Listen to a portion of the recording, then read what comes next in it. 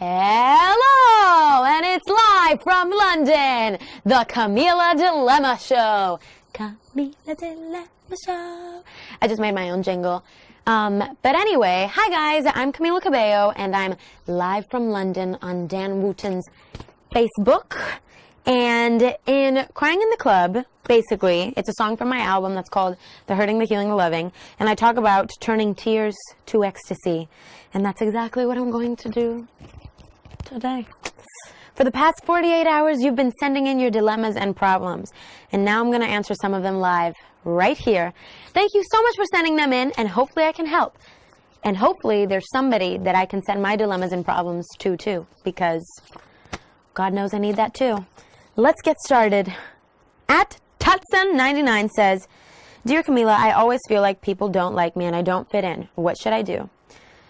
Well, Tutson99, I really feel like not fitting in is not a curse. It's a blessing. That means that you have something unique in you. Not fitting in is a beautiful thing. You need to find your thing, the thing that makes you stand out from other people, and nurture that and be proud of that. Because I feel like our differences are what make the world exciting. I get so excited when I meet somebody that's completely different than me, because I'm like, okay, you have different interests than mine. You have a different personality than mine. I want to get to know how you work. It would be so boring if everybody was the same, which a lot of people are the same, but that's boring. You don't want to be like that. So what may feel like a disadvantage now, I promise you when you grow up, you're going to see that's actually a huge advantage. Because we need more people like you in the world, my friend. Woohoo! I wish I had a live studio audience. You guys can still be like, yeah, Totson! Woo! All right, the next one is from Emily Kirk. Dear Camila, how do you... Oh, dear Camila, it's like we're writing love letters to each other. Dear Camila, how do you re-fall in love with singing and songwriting and music again after being in a dark place?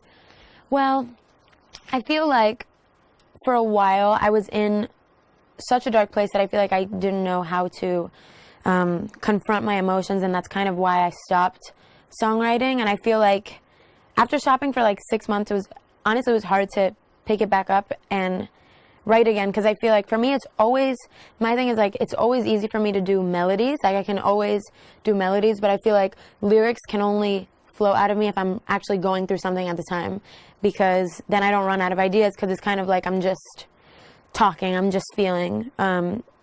But yeah, it was hard to pick it back up until I Have Questions happened, which is, I felt like the first time that I really started to open up again about what I was going through. And so basically from that song on, music just became my savior. Like I felt like it was really helping me reconnect with myself again. And it was really helping me talk about what I was going through instead of keeping it in. And that's what got me through it. So, yep. So music is the most therapeutic thing, in my opinion. Or any form of art or self-expression can make you re-fall in love with your passion, with life, with everything. So, yeah.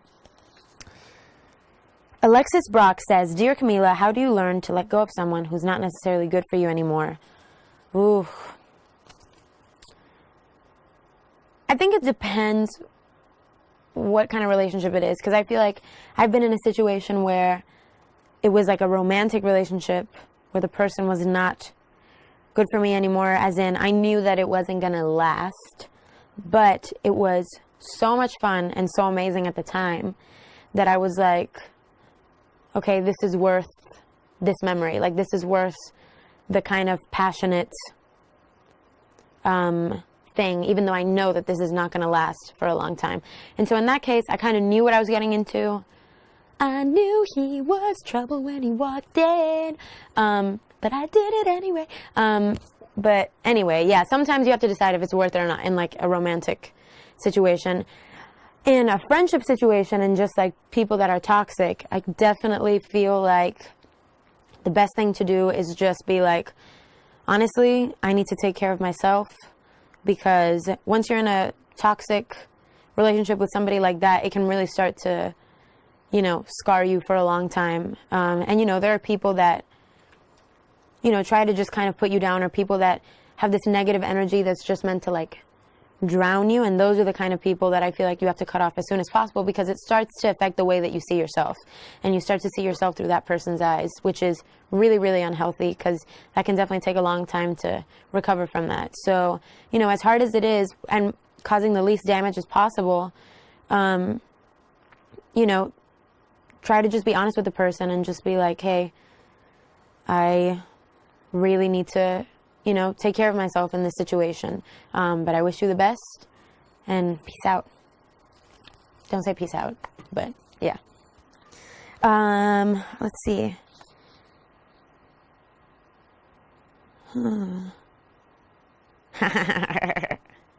Dear Camila, my dilemma is I don't know how to prepare myself for the hurting, the healing, the loving. Will I need a new wig? At Custom Cabello. That's really funny. My dad, actually, it was so embarrassing. My dad made his profile picture a picture of a wig flying off. I was like, oh my God. I wanted to kill him. Anyway, yes, get a new wig. Dynamite Camila says, Dear Camila, my dilemma. How do I deal with stress? It's all consuming and exhausts me. I freaking feel you AF. Stress is, it's just honestly, it just takes all of your energy. And it's just like, I feel like stress is one of those things where it just kind of, it starts with one thing and it's kind of has this snowball effect that suddenly everything is stressful.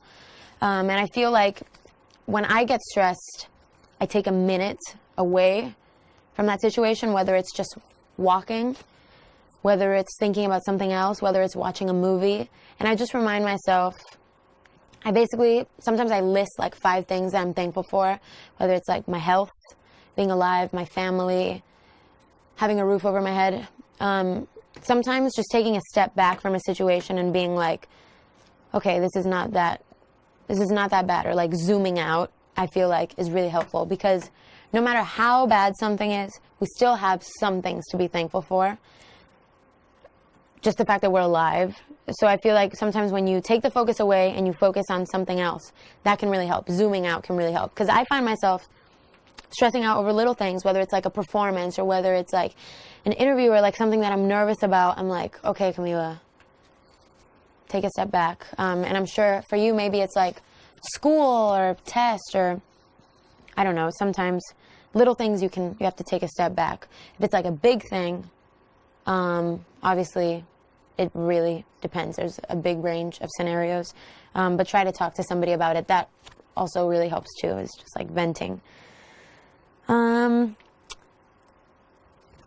Okay, at Jocelyn14_ says, Dear Camila, my dilemma, how do I become confident with singing in front of family? My friends hear me sing, but when it comes to family, I panic. That literally was me. I did the same thing, because I remember when I was in my drama club, I was comfortable like acting in front of my friends and even close friends. Like I would have like jam sessions with my family. I was so shy. I didn't lock my grandma in a closet. I made my grandma just like go behind a closet when I visited her in Cuba one time. And I made her go behind a closet in order to sing for her. And she came out of the closet, and my grandma literally, like anything I do, she just cries. And she was like, oh my God, that was so beautiful. Or whatever. I'm sure it wasn't. I was like 12 years old. I think it just meant a lot to her that I sang for her, because she always knew that I sang around the house. But I feel like, I don't know if I have good advice for this. I think the best thing to do is realize, I think sometimes with family it can be scary because it's people that you you think a lot of, and people that you see all the time. And so it's always scary to feel like you're going to, be embarrassed by somebody that you really love, or somebody that, you want to, you want to impress or anything like that. But I feel like the best thing to do is to just get it over with, honestly. Sometimes there are things in life that no matter how much you try to make yourself feel less nervous or less scared about it, you're never going to feel less nervous or less scared about it. You just have to go and do it. And once you do it, even though you're going to, feel really nervous in the moment, after you do it, you're like, oh, I survived. I'm still here. And you realize that it's actually not that bad. And I promise you, once they hear you, they'll be like, oh my God, that's going to mean way more to them that you actually shared that part of yourself than them judging you on how good you sing. Your family doesn't care. They just want to love you. So yeah. Let's see.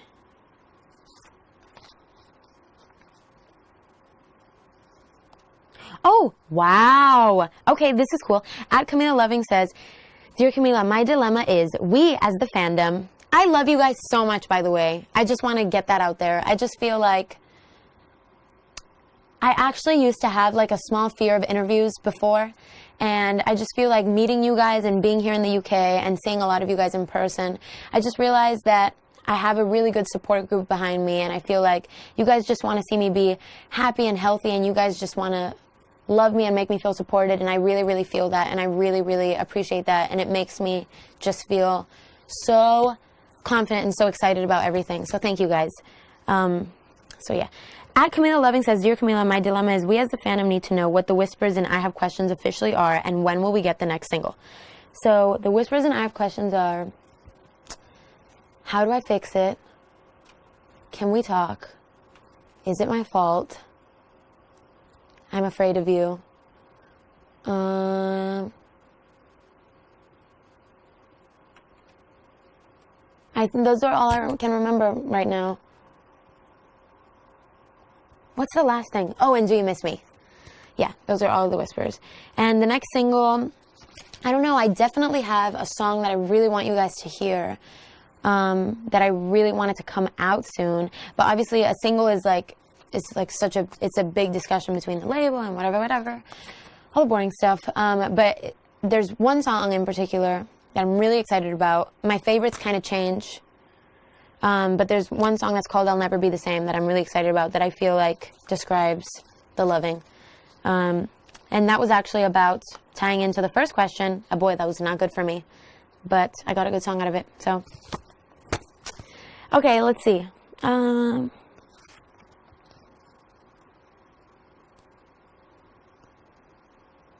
What's a fuddy-duddy? Let's see. Oh, that is...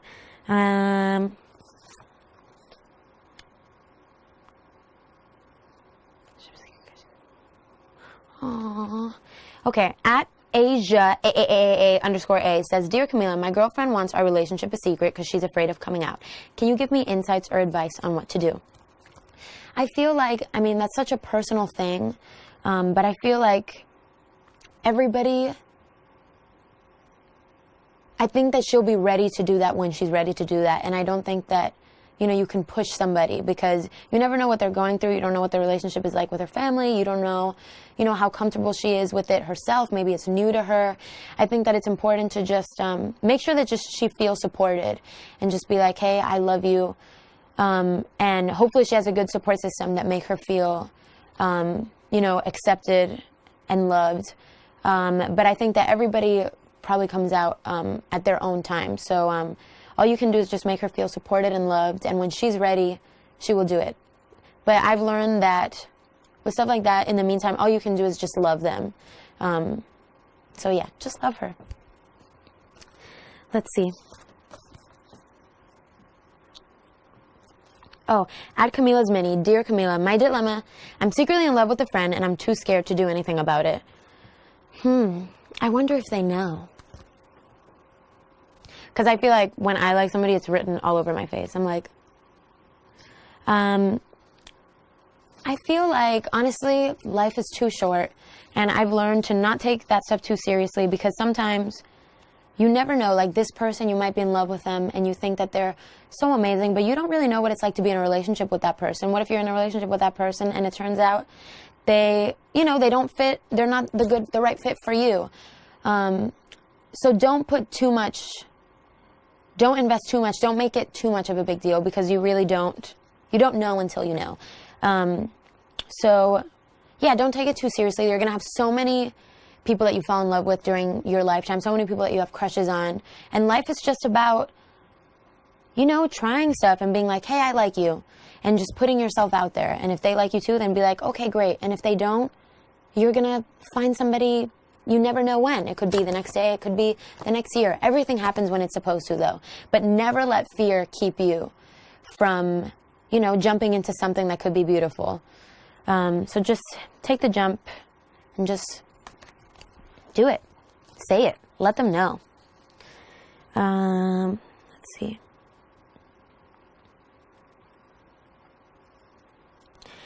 At Haley _5H Roses says, Dear Camila, I'm in love with someone, but we are long distance. How can we make our relationship not die? I feel like there's something, I know that long distance is probably hard, but I feel like there's something romantic about it because you're not seeing each other for a lot of the time, but when you do see each other, there's so much anticipation built up and so much, you know, fantasizing and so much stuff in your head that when you do see them, you guys are probably so excited to see each other, and it makes your time that much more valuable. You know, I feel like when you're away from something and then you get just a little taste of it, it just makes you savor that so much more.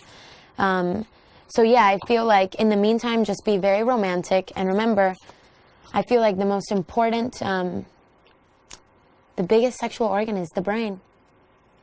But what I'm saying is, oh my God, was that bad?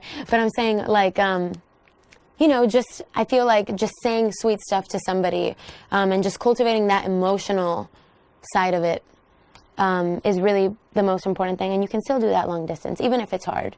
And if it's not meant to be, you know, it won't be meant to be. Let's see.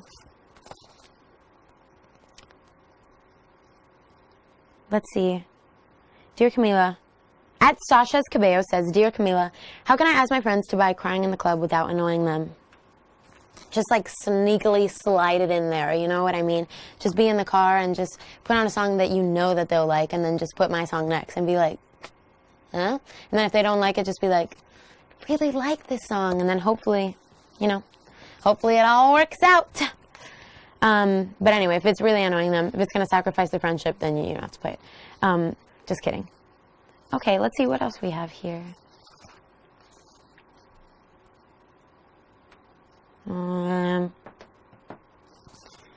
I've kind of answered all the questions.